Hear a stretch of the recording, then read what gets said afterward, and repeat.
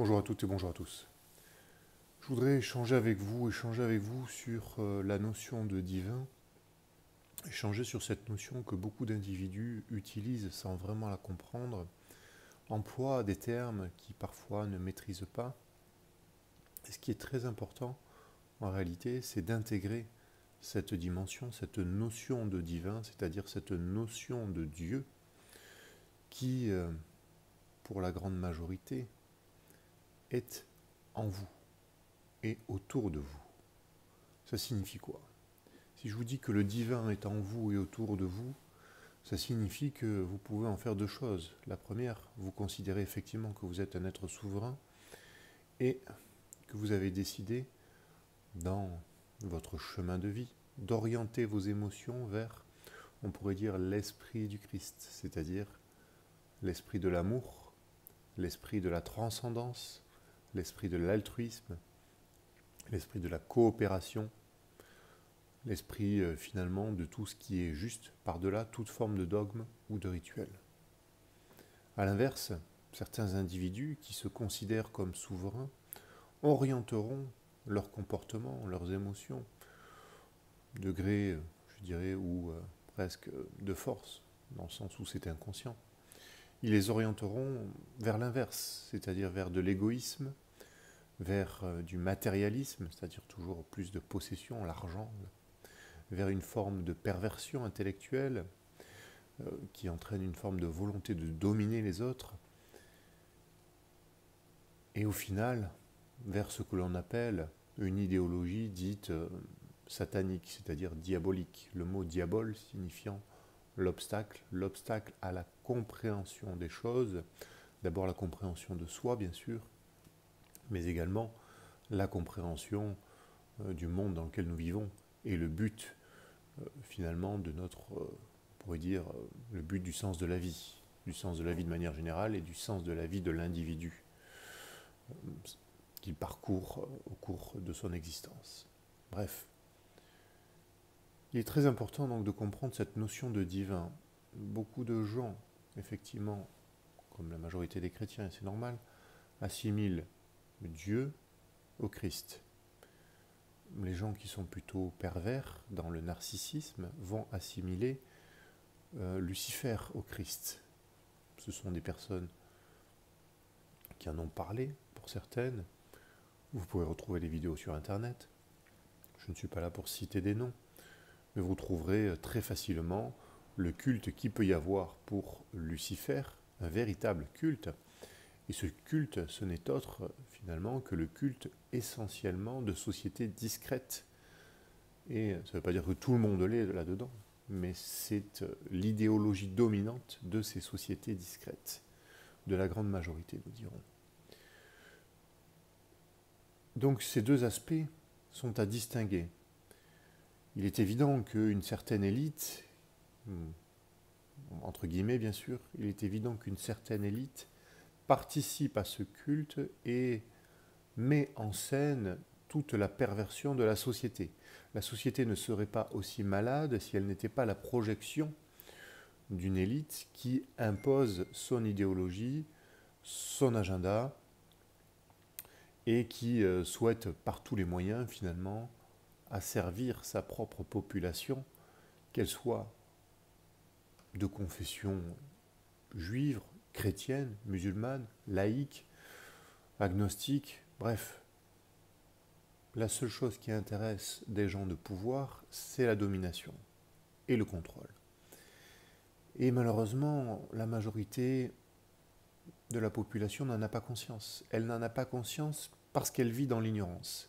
Ignorance qui a sciemment été orchestrée au fil des siècles, puisque la majorité des professions sont de nos jours des professions de spécialistes, et la majorité des spécialistes sont aussi bons dans leur domaine de compétences qu'ils sont mauvais dans tous les autres.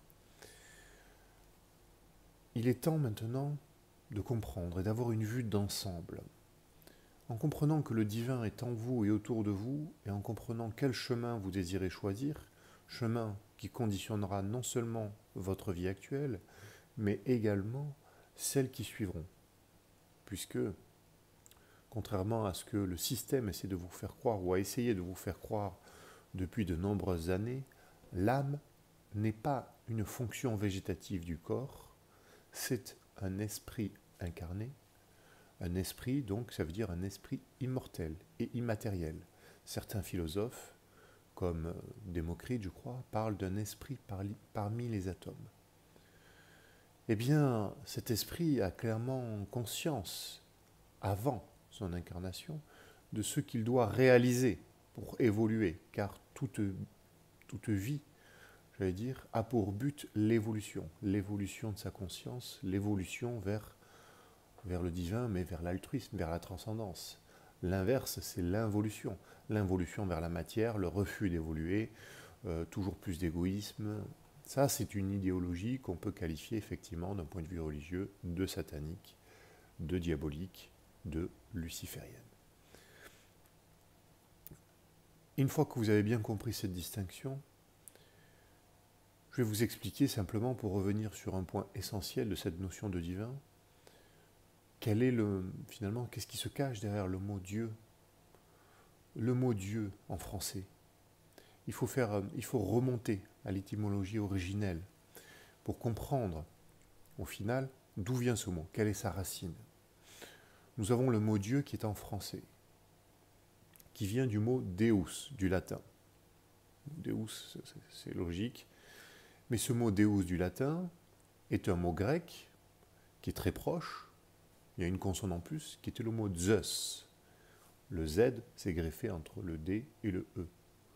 C'est exactement le même mot, c'est de l'évolution sémantique, mais c'est exactement le même mot. Or, ce mot Zeus vient d'un autre mot plus ancien, un mot de la langue indo-européenne qu'on appelle le sanskrit, qui est le mot Daieus, D-Y-E-U-S. Eh bien, ce mot Daieus, que signifie-t-il? Qui a donné donc le mot Zeus et le mot Dieu. Le mot Daieus signifie tout simplement ciel. C'est tellement vrai que dans la majorité des religions, le ciel a toujours été personnifié. Il a été personnifié par des statues pour en faire finalement des divinités. Que ce soit chez les Grecs, chez les Indiens, chez les Chinois, chez les Aztèques, partout. Partout sur la planète, la majorité des dieux étaient en réalité des constellations ou tout simplement même des planètes qui y ont été personnifiées. Rappelez-vous, par exemple, chez les Romains, Jupiter est un dieu personnifié comme une personne d'un certain âge avec une barbe et avec un éclair. C'est la personnification de Jupiter. Vénus est personnifiée comme une déesse de l'amour également, et bien d'autres.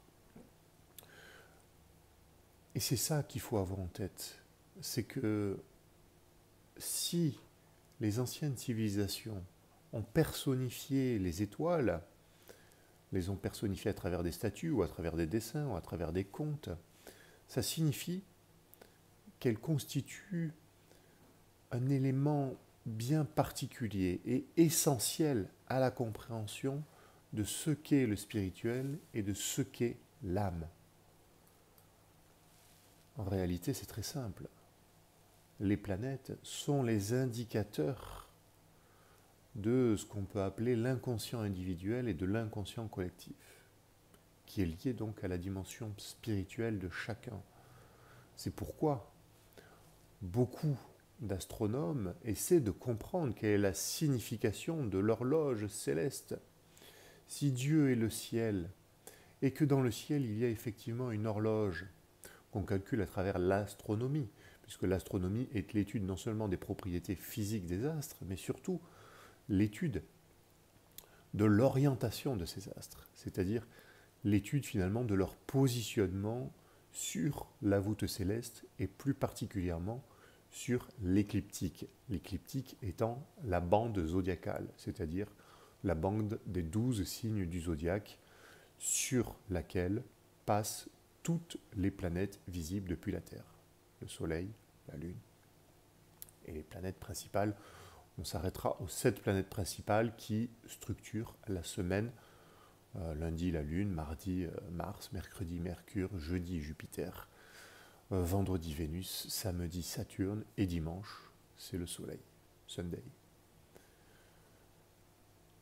Eh bien, maintenant vous comprenez que il y a un secret conservé par certains initiés pour essayer d'enfermer psychologiquement la majorité de la population dans de fausses croyances et pour les comprimer dans ce qu'on peut appeler un endoctrinement diabolique, un endoctrinement qui fait obstacle à la compréhension de la souveraineté et du divin en chacun, tant et si bien qu'ils conduisent leur comportement vers des émotions supérieures, c'est-à-dire ce que les Hébreux appellent Yisrael Saba, les émotions spirituelles, transcendantes, maîtrisées.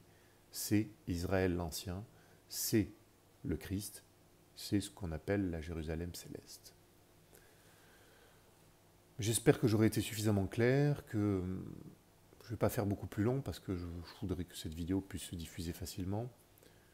Je vous remercie pour votre attention et je vous dis à très bientôt pour une nouvelle vidéo. Merci. Au revoir.